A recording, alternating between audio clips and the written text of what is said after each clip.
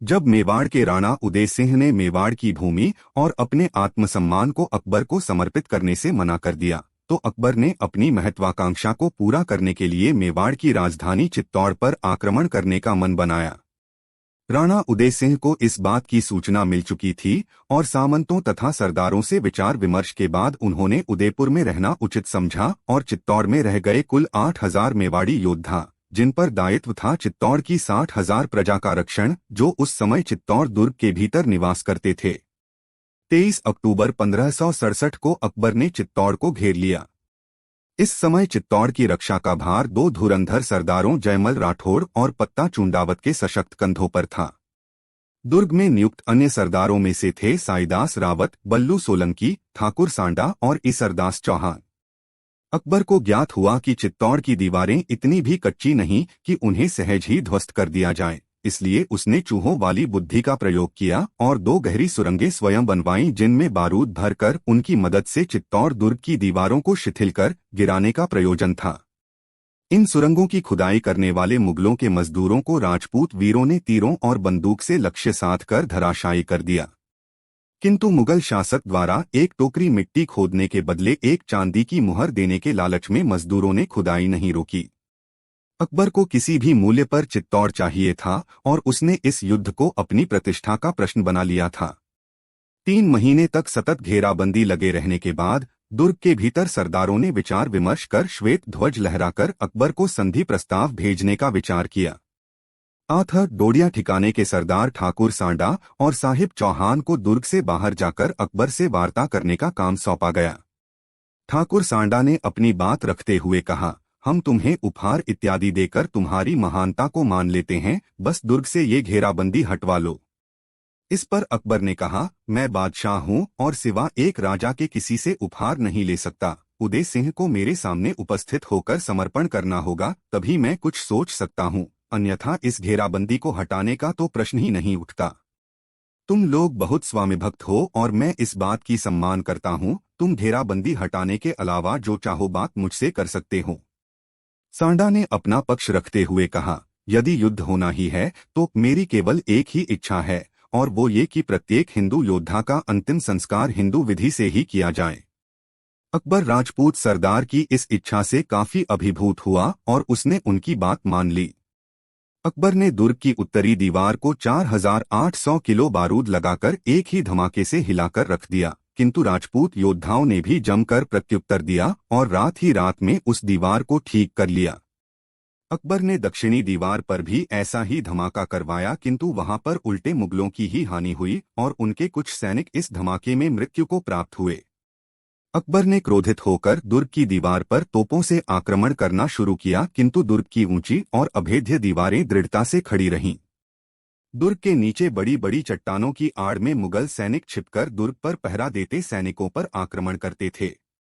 और ऐसे में एक दिन अकबर ने दुर्ग की ओर अपनी बंदूक, जिसका नाम संग्राम था, उसे दुर्ग की ओर ताककर चला दिया और उसके इस अप्रत्याशित हमले से जयमल राठौड़ के पैर में तीव्र आघात लगा। जयमल ने सरदारों को तुरंत बुलवाया और उनसे कहा कि मुगलों के पास खाद्य और युद्ध की सामग्री बड़ी मात्रा में है, जबकि दुर्ग में दिन प्रतिदिन घटती जा रही है।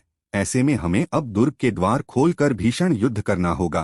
प्रत्येक राजपूत योद्धा युद्ध में प्राण देने से पहले जितने अधिक हो सके मुगलों का सहार करेगा। दुर्ग में उपस्थित स्त्रियों को जौहर करना होगा और अपने साथ 10 बरस से कम उम्र के बच्चों को लेकर जौहर की आग में स्वयं को समर्पित कर देना होगा।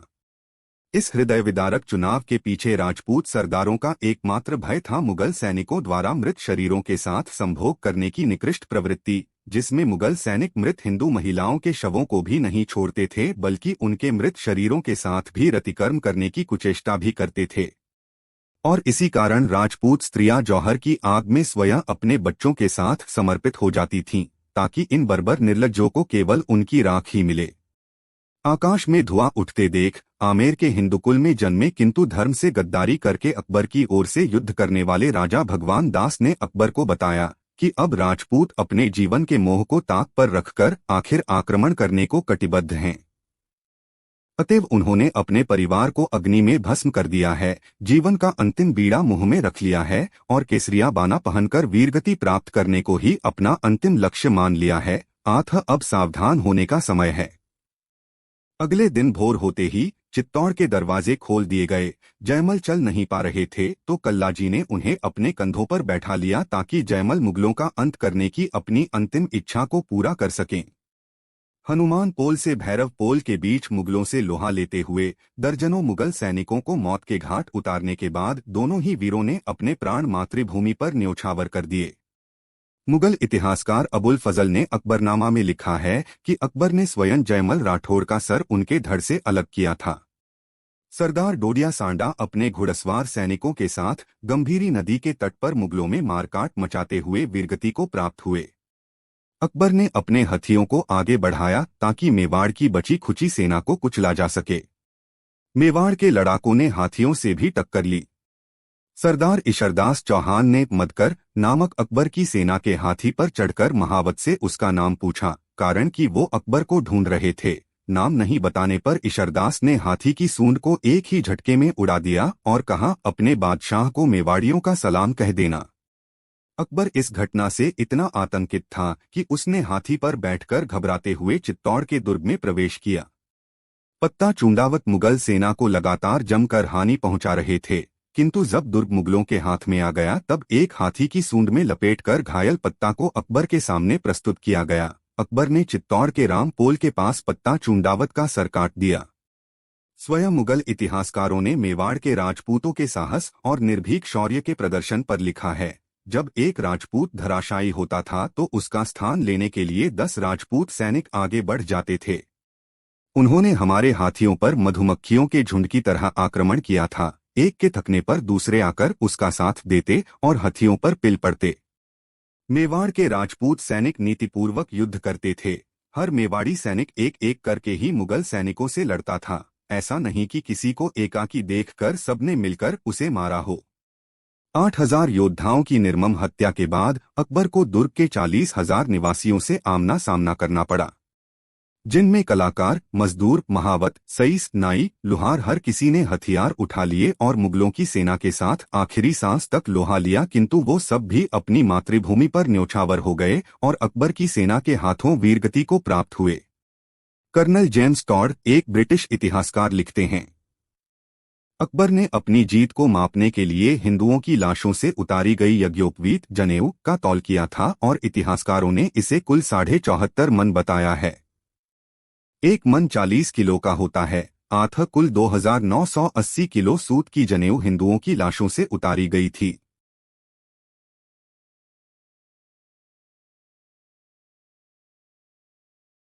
इस निर्मम हत्याकांड को सदैव याद रखने के लिए आज तक 74.5 की संख्या को श्रापित माना गया है। राजस्थान के एक सेठ की हुंडी पर छपी ये एक दुखदाई किंतु कभी ना विस्मृत की जाने वाली छाप है। इसमें लिखा है, जो भी इस श्रापित संख्या की मुहर तोड़कर इस चिट्ठी को खोलेगा उस पर चित्तौड़ में हुए उस निर्मम नरसंहार सा श्राप पड़ेगा। जब तक ये 74.5 की संख्या बनी रहेगी, प्रलय की गोद से भी निकलकर उस दिन कुछ अच्छा जन्मेगा जो सदैव बना रहेगा, यद्यपि उस काले दिन की छाप सदा के लिए मिट जाएगी। आज भी मेवाड़ में अगर किसी बंद चिट्ठी पर 74.5 लिखा हुआ है तो कोई भी उस पत्र को इस भय से नहीं खोलेगा कि कहीं उसके साथ वही स्थितियां उत्पन्न ना हो जाए जो उस दिन चित्तौड़ में हुई थीं। 1568 में 25 फरवरी की दोपहर, जब इस हमले को 4 महीने बीत चुके थे और अकबर ने चित्तौड़ के दुर्ग को हस्तगत करके उस पर मुगलों का ध्वज चढ़ा दिया। जौहर, ये दिन इस्लामी आक्रांताओं के विरुद्ध हिंदुओं के प्रतिकार के इतिहास में एक काला दिवस माना जाएगा, जब 40,000 निरीह प्रजाजनों और 7,000 हिंदू योद्धाओं के साथ 10,000 महिलाओं, बच्चों जिन्होंने जौहर की अग्नि में स्वयं को समर्पित कर दिया, इन सभी निर्मम हत्याओं का दोषी केवल और केवल मुगल हत्यारा अकबर ही कहा, सुना और लिखा जाएगा। किंतु इस दिन को उन सभी हुतात्माओं के लिए भी जाना जाएगा जिन्होंने एक विधर्मी के सामने आत्मसमर्पण की बजाय अपने धर्म को ध्वज की तरह धारण कर वीरगति को गले लगाया। उन्हें धर्म परिवर्तन की तुलना में धर्मपरायण होना अधिक प्रिय था। अपने पूर्वजों के संस्कारों और उनके द्वारा धारण किए गए धर्म के प्रति उनकी श्रद्धा और निष्ठा के सन्मुख मृत्यु का भय भी उन्हें कम लगा। आखिर किस तत्व के बने थे वो महिलाएं और बच्चे जिन्होंने अपनी स्वेच्छा से अग्निकुंड में अपने जीवन की आहुति दे दी? महारानी पद्मिनी द्वारा शुरू किए गए जौहर का क्या कारण था? और क्या कारण रहा होगा कि हिंदुओं ने अपने धर्म को छोड़ने के स्थान पर सदियों तक उसी जौहर की परंपरा को बनाए रखा। आखिर उन योद्धाओं ने कौन सा व्रत लिया था जिसकी वजह से उन्हें अपने पत्नी और बच्चों को अग्नि में समर्पित कर दिया ताकि वो स्वयं अपने अपने धर्म पर अडिग रहें? आखिर वो सैनिक ऐसी किस धुन में थे कि उन्हें मदमत्त हाथियों के सामने भी भय छूकर नहीं गया और वो उनसे भिड़ गए? आखिर संख्या में कम उन हिंदू सैनिकों में ऐसा कौन सा आशा का दीप ज्वलायमान था जिसके कारण उन्होंने धर्म परिवर्तन की बजाय हिंदू धर्म के लिए लड़ना स्वीकार किया?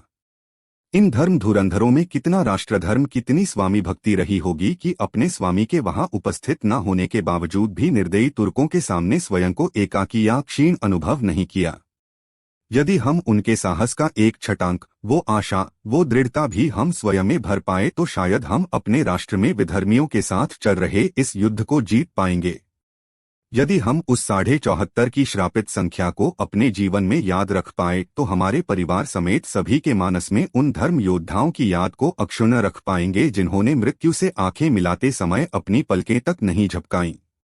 किंतु जो प्रश्न असल में हम सभी को व्यथित करना चाहिए वो ये कि आखिर कैसे हमारे देश के हिंदू और शिक्षाविद एक ऐसे व्यक्ति को अकबर महान कह सकते हैं जिसने इतनी निर्ममतापूर्वक निरीह जनता को अपने राज्य और तथाकथित धर्म विस्तार के लिए बलि चढ़ा दिया?